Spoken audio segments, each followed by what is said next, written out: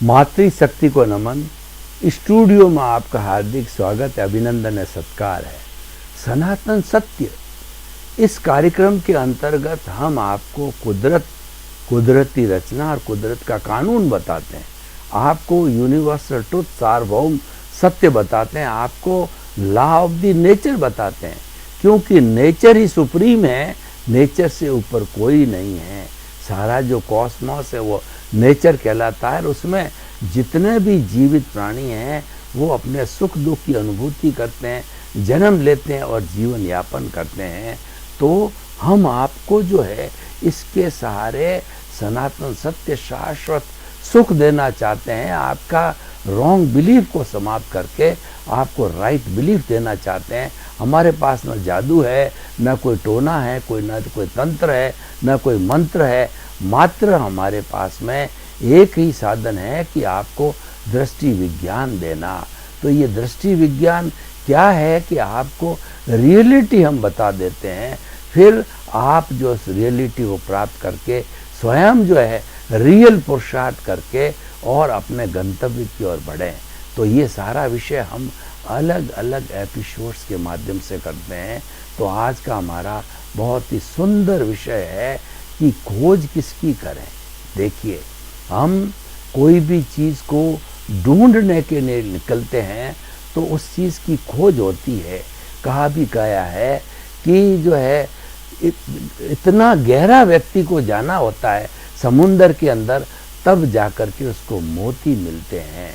जिन खोजा तिन पाइयाँ और गहरे पानी पैठ, मैं बपूरी ढूंढन चली और रही किनारे बैठ। यानी अगर हमको कुछ पाना है तो हमें गहरे जाना पड़ेगा। मोती तो बहुत गहरे समुद्र में शीप के मुंह से निकाले जाते हैं, उसमें गोताखोर को गोता खाना पड़ता है, तभी वो जो मोती मिलता है। तो यानी अपने खोज में लक्ष्य की प्राप्ति करने के लिए कठोर परिश्रम, दृढ़ इरादा और आत्मविश्वास होना जरूरी होता है, तभी किसी चीज़ की प्राप्ति होती है।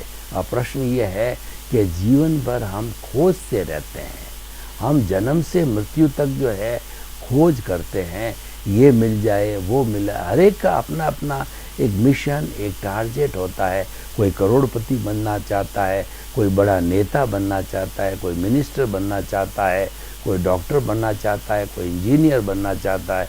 हर एक अपना अपना लक्ष्य बना करके चलता है और उसकी लक्ष्य की प्राप्ति के लिए वह खोज जारी होती है।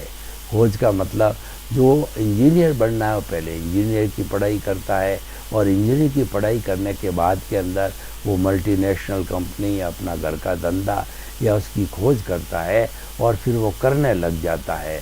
तो ये सारा जो खोज है वो हम अपने जीवन को जो लक्ष्यमय, अपने जीवन को आदर्श बनाने के लिए करते हैं।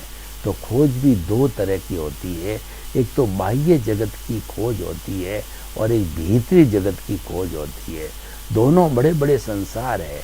बाहरी जगत तो है वो खुली आंखों से देखने वाला जगत है और वो पांच इंद्रियां हमारी स्पर्शन रसन घ्राण चक्षु श्रोत्राणी इंद्रियाणी हैं, उन इंद्रियों के का संसार है। उस इंद्रियों से हमको सुख मिलता है, आनंद मिलता है और उस इंद्रियों में हम लुब्ध रहते हैं और हम जो है अपने इस दुनिया का जो नियम है उसके अंदर खो जाते हैं।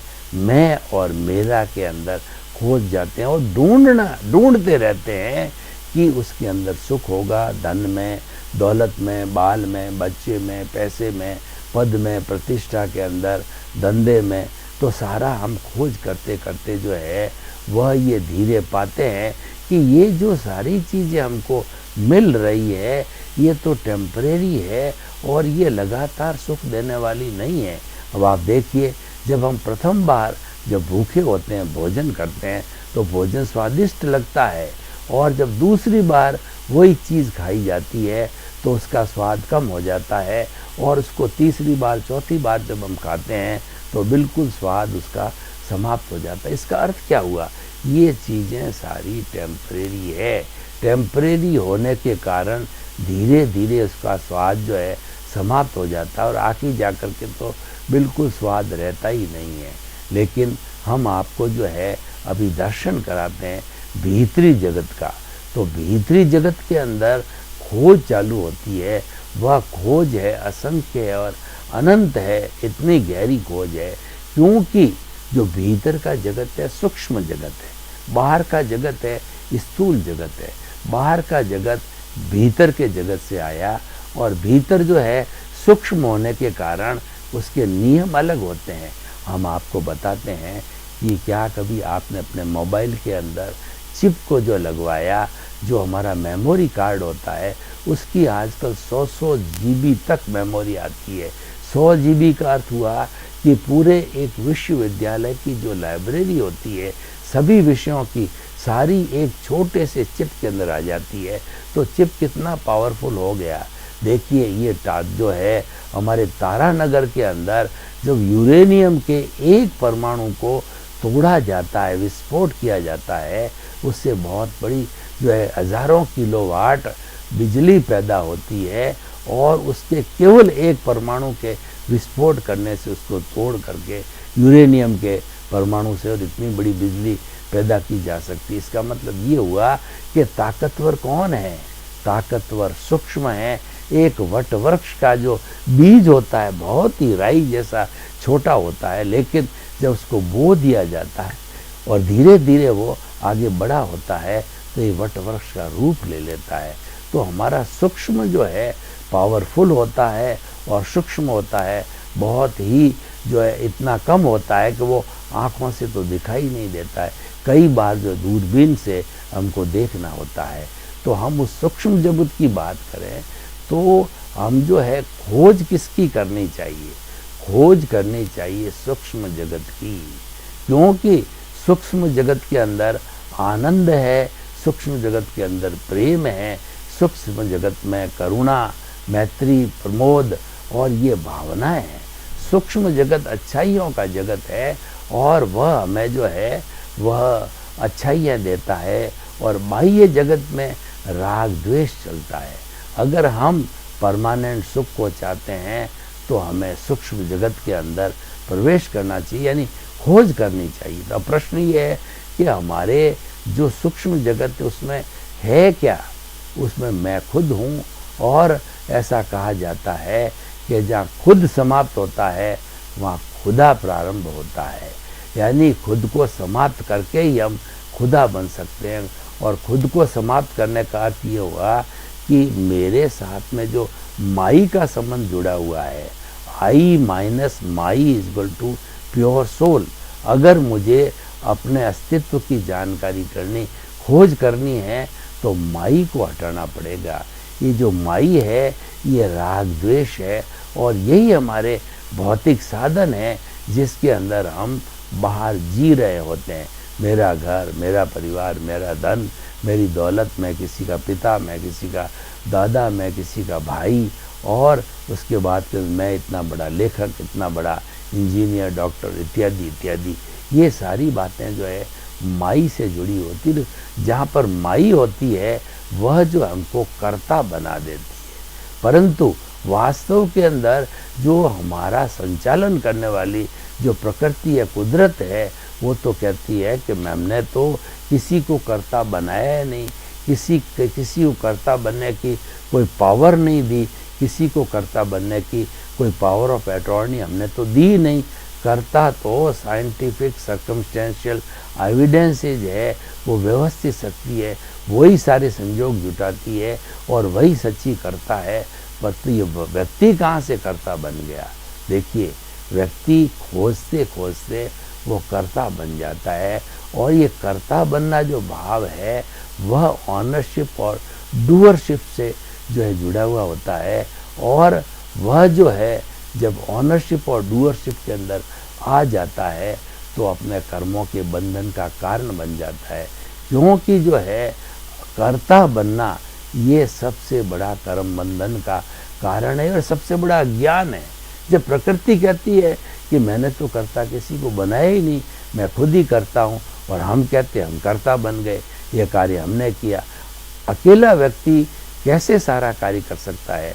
अकेला चना भाड़ नहीं फोड़ सकता है, बहुत से लोग मिलकर के कार्य कर सकते हैं। और जहाँ पर बहुत से लोग मिलते हैं, इसका मतलब ये है कि वो सारे संयोग मिलते हैं, सारे संयोग मिलकर के ही कोई कार्य हो सकता है। अकेला आदमी कैसे कर सकता है? मैं आपको एक उदाहरण देना चाहता हूँ कि मेरे को एक अच्छी चाय पीनी है, एक कप। तो चाय पीने के लिए मैं पहले गर्म पानी लूँगा, पत्ती लूँगा, और फिर उसको जो है वो आग के ऊपर उकाड़ा जाएगा, और उकाड़ करके उसके अंदर मसाला डाला जाएगा, और मसाला डालने के बाद के अंदर जो है उसको खूब उबाला जाएगा, हाथ से हिलाया जाएगा, और जब उबल करके सारी चीज़ अच्छी तरह से मिक्स होकर के आ जाएगी, तो जो है वो उस समय में हमको एक अच्छी चाय मिल जाएगी। अब देखिए कि हम कहते हैं कि वो चाय मैंने बनाई, तो वो चाय आपने अकेले ने कैसे बनाई?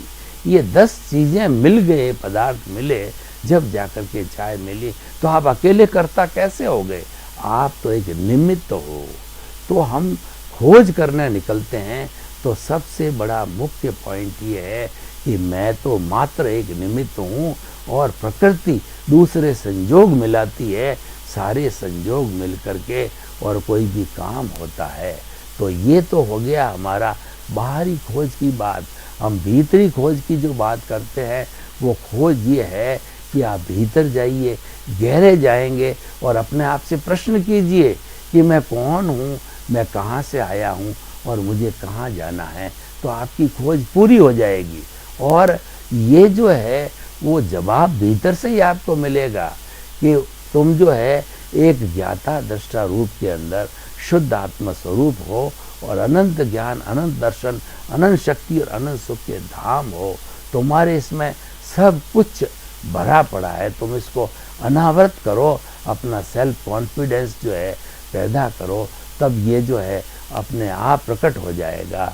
और जब हम उसकी साधना में लग जाते हैं, और हमको सदपुरुष के द्वारा, ज्ञानी पुरुष के द्वारा और सदगुरु के द्वारा जब ज्ञान मिल जाता है, और ज्ञान में 5 आज्ञा जब मिल जाती है, तो उनका जब हम पालन करने लग जाते हैं, तो उसके पालन से जो है हमारे जो खुद की खोज करने लिखते थे, वो हमको मिल जाता है। और वो मिलने के बाद में हम उसकी प्रतीति बना के रखते हैं, उसका एहसास बना के रखते हैं, और उसके बाद के अंदर जागृति यानी पुरुषार्थ करते रहते हैं, उससे कभी अलग नहीं होते हैं। उसके गुणों की जो है हम जो है वो अध्ययन करते रहते हैं। हरि अनंता, हरि कथा अनंता, ये मैं प्राय बार बार कहा करता हूँ।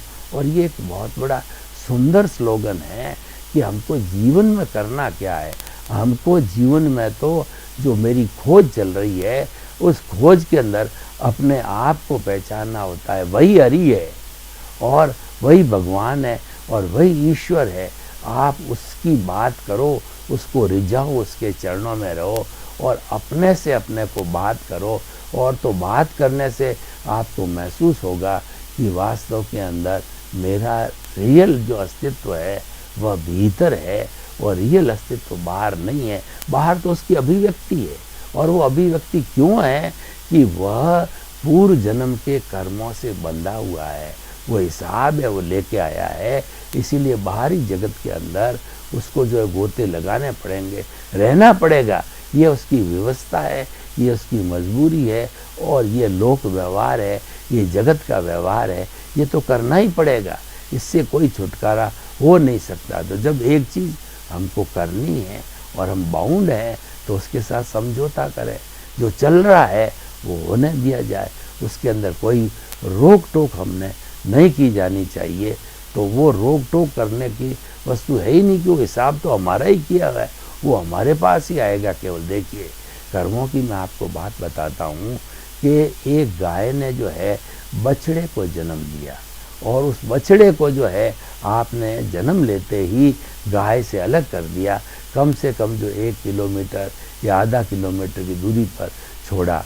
तो अब देखिए कि वो बच्चा जब जो है भूखा हो जाता है, तो जब उस गाय के बछड़े को जो है हम इतनी दूर ले जाके छोड़ देते हैं, और जो भूखा होता है तो गायें तो पहले वहाँ पर हज़ारों खड़ी है, जब उसको छोड़ देते हैं तो वो केवल अपनी गाय का ही दूध पिएगा, दूसरी जो हजारों गाया है वह उसका दूध चूंगने नहीं जाएगा और वह पशु होते हुए भी अपने को समझ लेता है। इसका अर्थ ये हुआ मेरे किए हुए कर्म जो है मेरे ही पीछे चलेंगे, मेरे किए हुए कर्म जो है मेरी पत्नी के और मेरी बेटों के लिए नहीं है, वो खुद को ही भुगतना पड़ेगा, क्योंकि ये लॉ ऑफ द नेचर, ये सनातन सत्य है और ये कुदरत का कानून है कि व्यक्ति को अपने किए हुए कर्मों का स्वयं ही भुगतान करना पड़ता है, स्वयं ही भुगतना पड़ता है। और जब हमने किया है तो हम we are liable to get the effect of that, तो उस चीज़ों को भुगतना हमारा जो है वो कहना चाहिए कर्तव्य या ड्यूटी हो जाती है। तो देखिए हम अपनी खोज की बात कर रहे हैं। अपनी खोज हमने दो तरीके से की, एक तो बाहर में देखा और एक भीतर में देखा। तो बाहर में देखा तो हमें अपनी खोज के साथ साथ में कई संबंधों का पता चला और कई लोगों से मिलने का पता पड़ा, यानी हमारा जो बाह्य जगत का जितना जितना व्यवहार था वह हमको पूरा करना पड़ा, क्योंकि वो हमारी लायबिलिटी थी। वो पूर्व जन्म के अंदर कॉज और हमने डाले थे, वही कॉजेज जो है इस जन्म के अंदर द्रव्य कर्म बन करके और हमने उनको जो है कार्य को किया। तो देखिए कि खोज किसकी करें।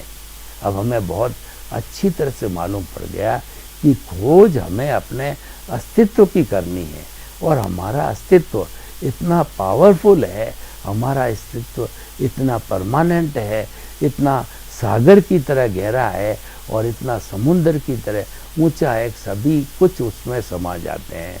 तभी कहा गया कि जे एगे जाने ते सब्बे जाने, जे सब्बे जाने ते एगे जाने, यानी जिसने एक आत्म तत्व को जान लिया उसने पूरे ब्रह्मांड को जान लिया और पूरा ब्रह्मांड जानने के बाद में वो कंक्लूजन चाहता है कि मैं ऐसा काम करूं कि वो संक्षेप रूप में जल्दी हो जावे, तो वो सारा आत्मविज्ञान पे आता है, क्योंकि ब्रह्मांड का संबंध है हमारे आत्मविज्ञान से होता है। तो उस आत्मविज्ञान में रह कर के वह सब कुछ जान जाता है, वह लोक की बात भी जान जाता है और हमारी व्यक्तिगत बात को भी जान जाता है। तो भाई और बहनों, इस एपिसोड को आज हम जो है ओपन टू द ऑडियंस करते हैं कि ये जो है विषय जो हम इतना लंबे समय से डिस्कस कर रहे हैं, इसकी सामाजिक उपयोगिता क्या है, रिलीवेंस क्या है, प्रासंगिकता क्या है। तो हम आपको बताना चाहते हैं कि स्वयं की खोज करने से दो तरह के लक्ष्य हमारे सामने आ जाते हैं। एक तो भौतिक लक्ष्य है और एक हमारा आध्यात्मिक लक्ष्य है, और दोनों जरूरी है। जब दोनों तरह के जो है लक्ष्य हम प्राप्त कर लेते हैं या उसी के अनुरूप प्लानिंग बनाते हैं, तो हमारा जीवन है वो धन्य हो जाता है।